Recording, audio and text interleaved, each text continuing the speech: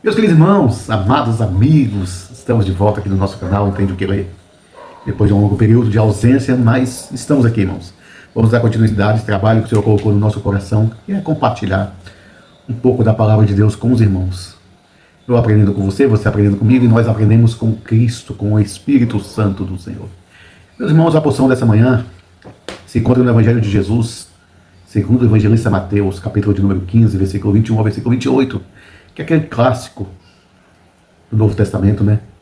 Clássico daquela mulher, mãe, uma mãe perseverante, uma mulher cananeia, uma mulher sírio-fenícia, uma mulher estrangeira, que,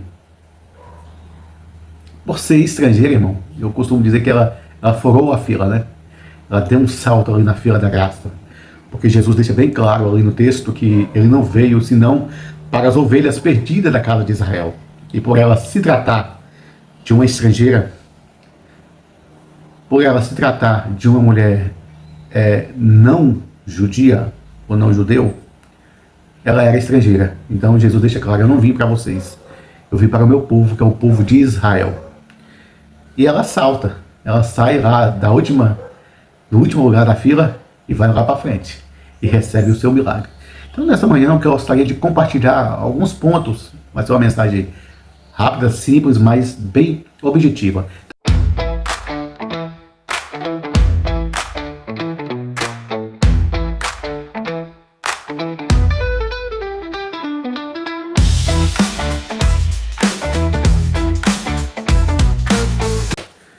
Então vamos para o texto, irmão. Está escrito assim: E partindo Jesus dali, retirou-se para os lados de Tiro e Sidom. E eis que uma mulher cananeia que viera daquelas regiões clamava: Senhor, filho de Davi, tem compaixão de mim. Minha filha está horrivelmente endemoniada. Ele, porém, não lhe respondeu palavra. E os seus discípulos, aproximando-se, rogaram-lhe: Despede-a, pois vem clamando atrás de nós. Mas Jesus respondeu: Não fui enviado senão as ovelhas perdidas da casa de Israel. Ela, porém, veio e adorou, dizendo: Senhor, socorre-me. Então ele respondeu: Não é bom tomar o pão dos filhos e lançá-lo aos cachorrinhos. Ela, contudo, replicou: Sim, Senhor. Porém, os cachorrinhos comem das migalhas que caem da mesa dos seus donos. Então lhe disse Jesus: Ó mulher, grande é a tua fé, faça-se contigo como queres. E desde aquele momento, sua filha ficou sã. E você diz amém? Meus irmãos, que texto maravilhoso, né? Que perseverança extraordinária dessa mãe, que sai em busca de Jesus, pois ouviu falar que Jesus estava naquela região, naquelas cercanias, e ela vai desesperadamente ter com Jesus. O que me chama a atenção, irmãos, é que muitos dizem que Jesus humilhou essa mulher, desprezou, desdenhou. E eu não acho que é para tanto. Para a gente ver o tamanho, a grandeza desse texto, nós temos que partir para o contexto histórico, né, para o pano de fundo entre os cananeus e os israelitas, que é desde lá no princípio, né? Os cananeus é uma nação antiga. Para você ter ciência, é a nação original de Canaã. Né? Canaã foi conquistada por Josué e os israelitas, e quem morava lá eram os cananeus. Eles que eram os moradores, podemos dizer, oficial da terra. Então, por aqui nós já vemos que já há um conflito entre eles. Né? Já há um conflito entre eles. Mas é uma nação que você vai ver continuamente na Bíblia que confronta com Israel. Né? Abraão, quando vai querer arrumar uma noiva para Isaac, e vai chamar o seu mordomo, vai dizer: olha, vai arrumar uma esposa para o meu filho, mas eu quero te dar uma observação: que seja do meu povo, que seja da minha gente. que não seja como essas mulheres cananeia ou do povo cananeu. Então, quando Israel conquista Jericó, o povo cananeu ficou ali não saiu todos dali. Ficou ali em volta daquela região. E em Juízes capítulo 1 até o capítulo 3 você vai ver que fala muito dos cananeus e que foi péssima influência para o povo de Deus, para o povo de Israel. Então nós vemos que aqui há uma história, irmão. Os cananeus eram descendentes de Canaã. Canaã, por sua vez, é filho de Noé. Lembra que quando veio o dilúvio, Noé e a sua família, né? Noé e a sua família se sobreviveram ao dilúvio, somente ele. Então Noé tinha 3 filhos, Cão, o Cã, Sem e Jafé. Lá em Gênesis 10 você vai ver, né, a origem das nações. Foi a partir dali do Gênesis 10 que o povo se espalharam e tal e tal. E você vai ver que os cananeus estão lá no capítulo 10. São descendentes de Canaã. Mas tem um porém nisso tudo aí. Porque a Bíblia diz que quando Noé plantou a videira e depois se embriagou com vinho e ficou ali, despido, nu, pelado, o seu filho Cã viu a sua nudez. E não só viu, como espalhou, né, irmão? Chegou para os irmãos, olha, meu pai tá peladão lá em casa. Aí os outros irmãos, Sem e Jafé, entraram de costa com o lençol e cobriram a nudez do pai. Só que no outro dia o pai ficou sabendo da história e não deixou barato. Diz a história, diz a Bíblia, que ele amaldiçoa Canaã, o filho de Cão, que seria servo dos servos, de geração em geração. Então nós vemos que aqui a geração dos cananeus recebeu uma maldição, que eles seriam servos de Sem e de Jafé. E o povo hebreu é descendente de Sem. Você vai ver que Abraão, ele veio de Terá, e Terá é da nação de Sem. Certo? Então aqui nós já vemos que há uma maldição. O povo cananeu se tornou servo para sempre do povo de Sem ou de Jafé.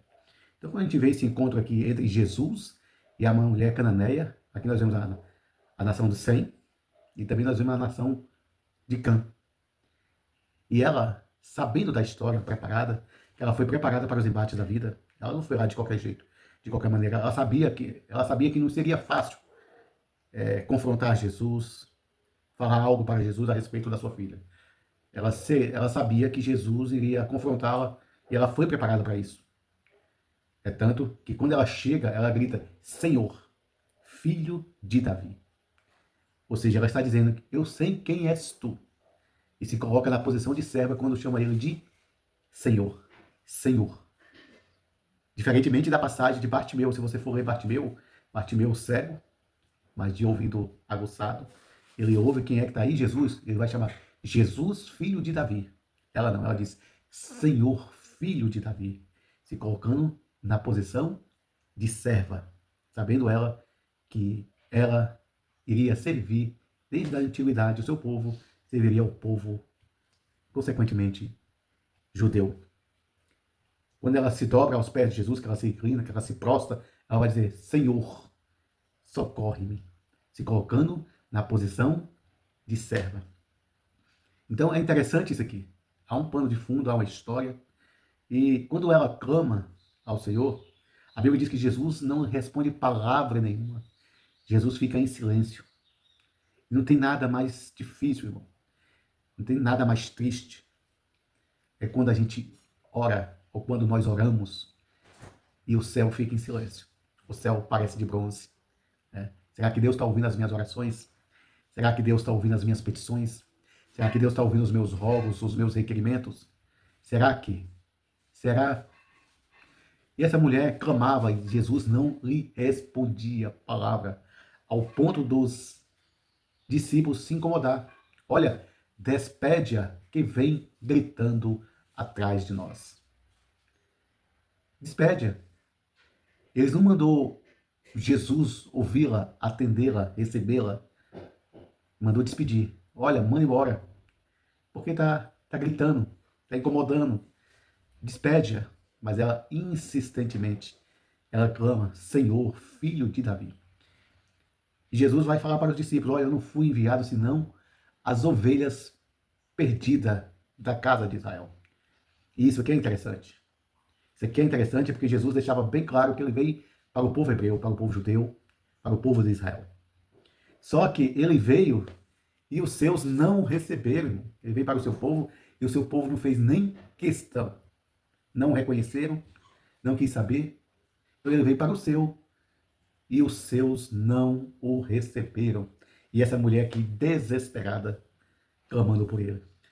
Ela vai se prostrar e vai clamar, Senhor, socorre-me. E ele vai dizer, eu não posso tirar o pão dos filhos e deitar aos cachorrinhos. Mas ela vai dizer, sim, Senhor.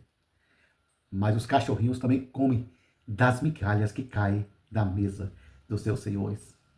Que extraordinário, irmão. Que lição essa mulher está dando aqui. Ela poderia muito bem se sentir diminuída, desprezada, constrangida, mas ela persevera. Ela não olha para os embates, para as dificuldades. Ela poderia dar meia volta, ela poderia muito bem recuar, retroceder, mas ela sabia que em Jesus ela receberia o milagre da libertação da sua filha, da cura da sua filha. Porque muitas das vezes nós retrocedemos muito fácil, irmão. Primeiro embate a gente quer voltar, primeiro confronto, primeira dificuldade, primeiro obstáculo, primeira barreira, nós queremos retroceder, não vai dar certo, não vou. Isso, e essa mulher nos dá um exemplo de perseverança. Perseverança. Ela não olhou para as dificuldades, ela foi preparada, sabendo que ela, na posição de serva, ela receberia o seu milagre, porque ela era conhecedora da história. Porque a Bíblia diz que aqueles, foi isso que Deus disse para Abraão, olha, aqueles que te abençoar serão abençoados. Tá? Então aquela mulher na posição de serva, ela se prostra, o adora e pede socorro.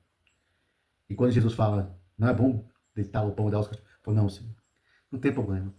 Dá o pão para os cachorrinhos, mas as migalhas que caem da mesa, eu aceito. Eu aceito. E isso impressionou Jesus. Isso impressionou Jesus, irmão. Por quê? Porque vai dizer, ó mulher, seja isso feito como tu deseja. E a Bíblia vai dizer que naquele momento, naquele instante, naquela hora, a sua filha ficou sã.